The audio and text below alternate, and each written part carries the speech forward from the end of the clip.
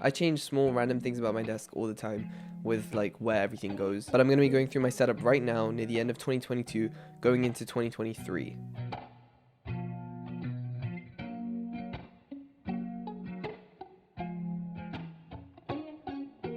And I'll link as many things as I can in the description, so check there if there's anything you want to buy yourself. By the way, most of the links are affiliate links, so I do get a small kickback if you buy that product through that link. So I guess we'll start with the desk itself. Don't ask me where the desktop is from, because I have no idea. I've genuinely had this for like 6 or 7 years, even before I built a setup on it, and it was on 2 drawers, until I took it out and put it on these 4 desk legs, which are great for heavier desks, which wouldn't be supported by something like the really popular IKEA Adils or Olav legs. I don't know where they're from either, so don't ask me. But they are really good. You just screw them in from the bottom, and they're kind of slanted, so I guess they're a little different from normal straight leg. I also don't know exactly where the chair is from. It's a standard office chair from like John Lewis in the UK, so yeah. Anyways, we should talk about the actual interesting stuff. So the monitors on the desk. The main one is the Alienware AW2521HFA, 240Hz, 1080p, 24 inches.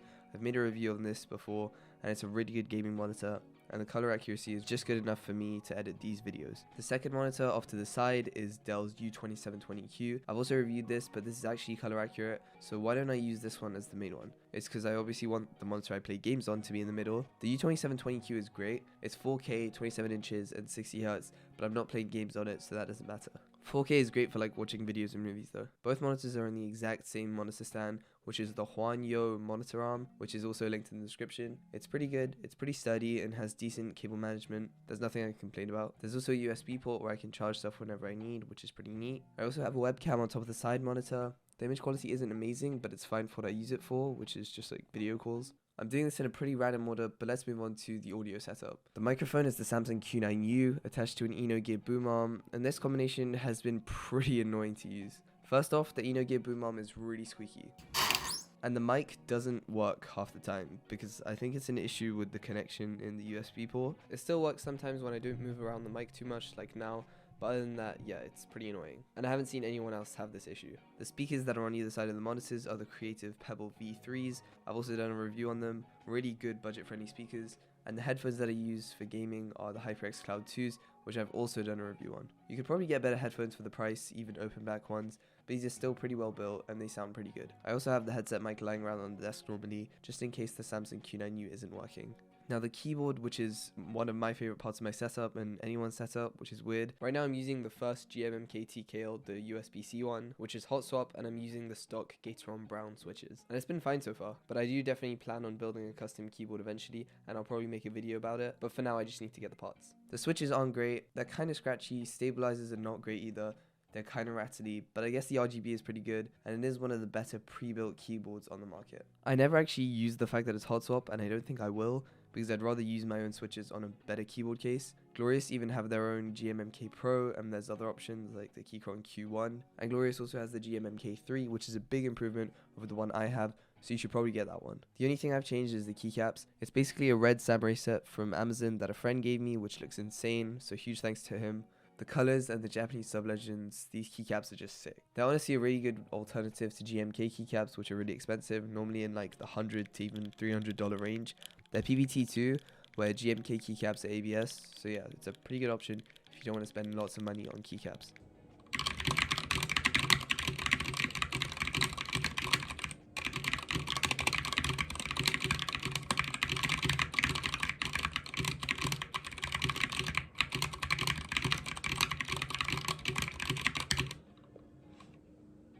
The mouse I'm using is still the Logitech G Pro X Superlight, which is one of the best gaming mice right now still. Insanely light, the shape is okay. I would have liked it to have a little more of a back hump, but literally everything else about this mouse is amazing in quality. I've also reviewed this on the channel. And any gamer knows the bigger the mousepad, the better. So sometimes I'm using the glorious Triple XL mousepad, which is actually huge. It literally takes up my whole desk, but it's great. It is a slightly faster pad, but it's just convenient how big it is. But more recently, I used the Zowie GSR mousepad, which is a way slower mousepad. This is the pad that a lot of Valorant and CS pros use. It gives a ton of control, a ton of stopping power. It's really high quality, and yeah, it's great. If I was to get the mousepad again, I probably wouldn't get one this slow, because it is a bit annoying in other games that aren't as slow paced as Valorant, but it's still a great pad for those games. And the PC sits under the desk like this, Might not be ideal because the glass panel is covered by the wall, but I don't care because some of those cables wouldn't reach if I orientated it the other way around. It's also sitting on shoebox lids to stop the power supply from sucking air from the carpet, and it's honestly worked pretty well. The PC still hasn't overheated somehow. I won't go into the details on the build, I might make a separate video for that, but really quickly, here are the specs. Ryzen 7 3700X, 16GB of 3600MHz Corsair Vengeance RAM, a 256GB and 512GB SSD, I'll link both in the description, ASUS B450 Strix motherboard, Nvidia Quadro RTX 4000, which isn't mine, an 850W 80 plus gold rated power supply, and it's all in the NZXT H510, which I know you're probably crying at because of the airflow, but I've had no issues yet. And as I said, the PC still hasn't overheated. The cable management is probably the worst part of the setup, but I don't care, and I will never try to fix cable management. If I'm changing my setup frequently, why would I want to be zip tying and taping cables together if I want to switch out the cables eventually anyway? It's also a lot of effort for something you're not going to look at that much, which is why the cables are under the desk and not on the desk. So yeah, but I'm never going to cable manage my setup. And that's about it for the things on my desk. Huge thanks for watching this video, and if you stay till the end, it would be great if you could subscribe.